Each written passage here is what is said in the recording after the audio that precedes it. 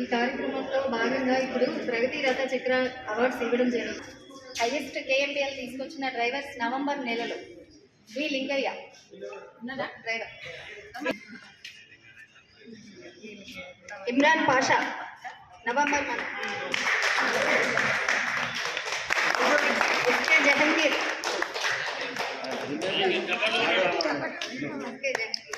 Touch డ్రైవర్లకు ఇవ్వాలి madam, diesel KMPL కాదు, అన్టచ్ డ్రైవర్లకు ఇవ్వాలి.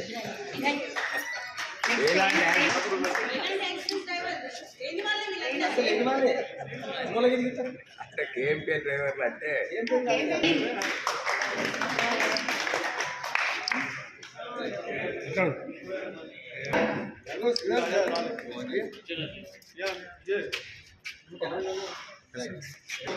నవంబర్ మంత్ లో mechanic, best mechanic G Chandraiah,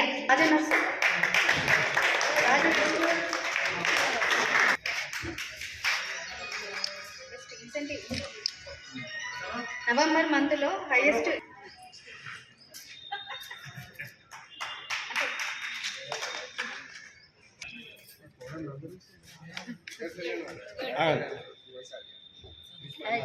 December month లో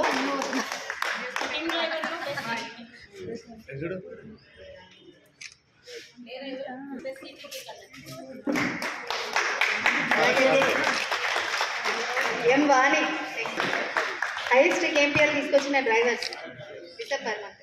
ఎండి Fayaz, next A Gangadhar,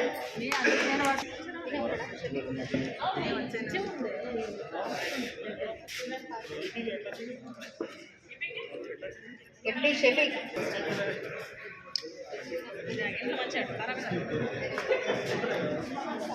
next N Srinivas,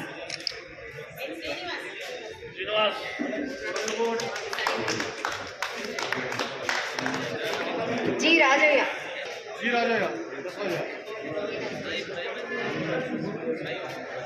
best mechanic MBM Alam,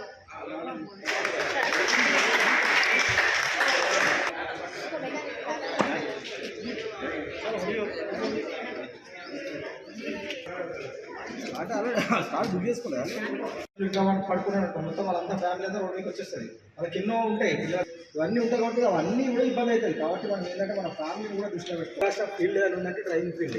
ఎందుకంటే ఒక మనిషిని కూడా మనం లైఫ్లో పెట్టి ఒక మనిషి ఆరోగ్యంగా లేడనుకో మన లైఫ్లో పెట్టి మనం బతికేయచ్చు. ఒక బిల్డింగ్ను కూడా మనం ఎన్ని రకాలంటే అన్ని రకాల మార్చచ్చు. కానీ నువ్వు డ్రైవింగ్లో ఉన్నప్పుడు ఏ నిర్ణయం కూడా నువ్వు తీసుకోలేవు. నువ్వు మనం ఆన్సర్ చేయాలి, కొత్త పాయింట్ ఆన్సర్ చేయాలి, అందరు జవాబుదారీగా ఉండాలి, వాళ్ళకన్నా 100% ఎక్కువ ఉండాలి. ఆ రైట్ అవే అనేది మీకు కాదు, స్పీడ్ కొట్టిన వెహికల్స్, పర్సనల్ వెహికల్స్ కాబట్టి మీరు కంపల్సరీ లెఫ్ట్గా పోవాలి. అది కూడా అట్లా కాకుంటే మన మోటార్ వెహికల్ రెగ్యులేషన్ యాక్ట్ 2017 మీరు కేసులు రాసింది, ఆ ప్రొవిజన్ కూడా ఉంది. కాబట్టి జాగ్రత్తగా ఉండండి, సంస్థలో వెలుగులోకి తీసుకురండి, మీరు కూడా అభివృద్ధిలో ఉండాలని కోరుకుంటూ ముగిస్తున్నాను. Thank you. విజువల్గా డిస్ట్రాక్ట్ అవుతావు, చూస్తావు కాబట్టి visual distraction, mental distraction. Mental అంటే నువ్వు అబ్జెక్ట్ చూస్తావు కాబట్టి రికగ్నైజ్ చేయవు, దానివల్ల కొట్టేస్తావు, అదే పోతుంది. ఇంకా తర్వాత ఇంకోటి డ్రంక్ అండ్ డ్రైవ్. డ్రంక్ అంటే ఆ మెదడు ఏం చేస్తుంది, అది వినది నీ మాట. ఆల్రెడీ నువ్వు రాత్రి రాయి ఉన్నావు అనుకో, అది ఇంకా అది మొత్తం కంప్లీట్ కాలేదనుకో, పోయినావు, పోతే ఏమైతే కొట్టేస్తావు, అదొకటి. ఇంకొకటి ఫెటిక్ అంటే మనిషి అన్నట్టు అయినా అది యంత్రం కాదు, మనిషి అనేటకు కంపల్సరీ రెస్ట్ అవసరం. ఆ బాడీ కంపల్సరీ రెస్ట్ తీసుకుంటుంది.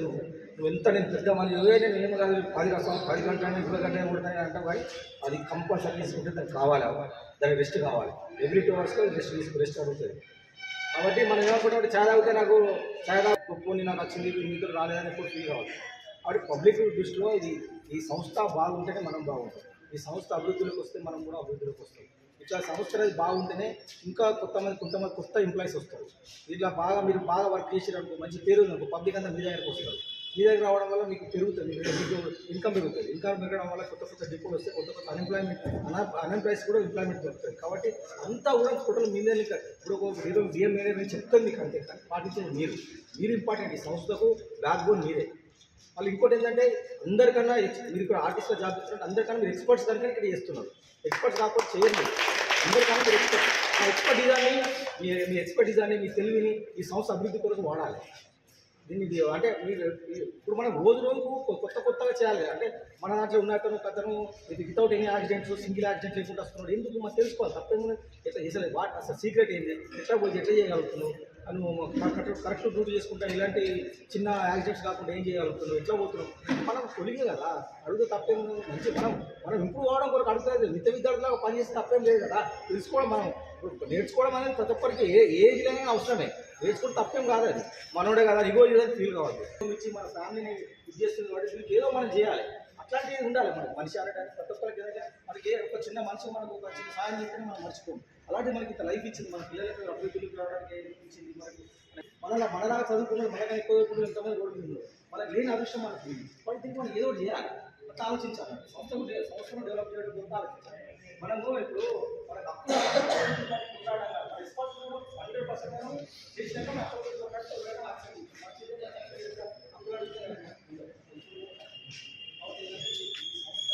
కంపల్సరీ వాళ్ళ యొక్క అనుభవాన్ని వేరే వాళ్ళు అనుభవంగా తీసుకోవాలని చెప్పేసి కోరుకుంటూ మంచిగా చేసే వాళ్ళకి కంపల్సరీ వాళ్ళకి అప్రిషియేషన్ ఇస్తూ వాళ్ళ ముంగటినే జరుగుతాయి సార్ ఈ ప్రోగ్రామ్స్ కూడా. అందుకే వాళ్ళు అడుగుతారు, మీరు ఇందాక అన్నారు 30 సంవత్సరాల యాక్సిడెంట్ ఫ్రీ డ్రైవర్తో మీరు మాట్లాడాలంటే కంపల్సరీ వాళ్ళతో మాట్లాడించడం జరుగుతుంది సార్. వాళ్ళు ఎలా ఉంటున్నారు, వాళ్ళ యొక్క ఫుడ్ హ్యాబిట్స్ ఏంటివి, వాళ్ళు ఎంతవరకు నిద్రపోతున్నారు, వాళ్ళు చేయడానికి యాక్సిడెంట్ ఫ్రీగా వాళ్ళు ఇన్ని సంవత్సరాలు పనిచేయడానికి కారణాలు ఏంటి కూడా వాళ్ళు చెప్పడం జరుగుతుంది సార్. ఈ విధంగా మీరు అన్నట్టుగా వాళ్ళతో ఈ ప్రోగ్రామ్స్ పెట్టించడం కూడా మంచి శుభసూచకమే. అది వాళ్ళతో పెట్టిస్తాం సార్ మీరు చెప్పినట్టుగా. ప్లస్ మీరు కూడా వచ్చేసి అప్పుడప్పుడు వీళ్ళకి ఇవ్వడం కూడా చాలా మంచిగా అనిపిస్తుంది. చాలా సంతోషం. చిన్న పొరపాటు చేసి ఇట్లా మాట్లాడాలి. బండి అనేది అది కెనెక్ట్ ఏంటంటే గతిస్థితి అంటే అది బోయితనే ఉంటుంది. అది బోయితున్నప్పుడు నువ్వు ఇట్లా అన్నప్పుడు అది ఎక్కువసారి కొంచెం టిట్ అయిందని పోతే డోగొస్తుంది బండి. కాబట్టి చాలా అప్రమత్తంగా ఉంది. ఎవరితో మాట్లాడద్దు. ఇప్పుడు మనకు మామూలుగా మనం ప్రయాణం చేసేటప్పుడు డ్రైవర్లు పాటించాల్సిన ఒక 4 నియమాలు ఉంటాయి. పాటించకూడని 4 నియమాలు ఉంటాయి. ఒకటైతే ఓవర్ స్పీడ్ పోవాలి. ఓవర్ ఆబ్జెక్ట్ మనం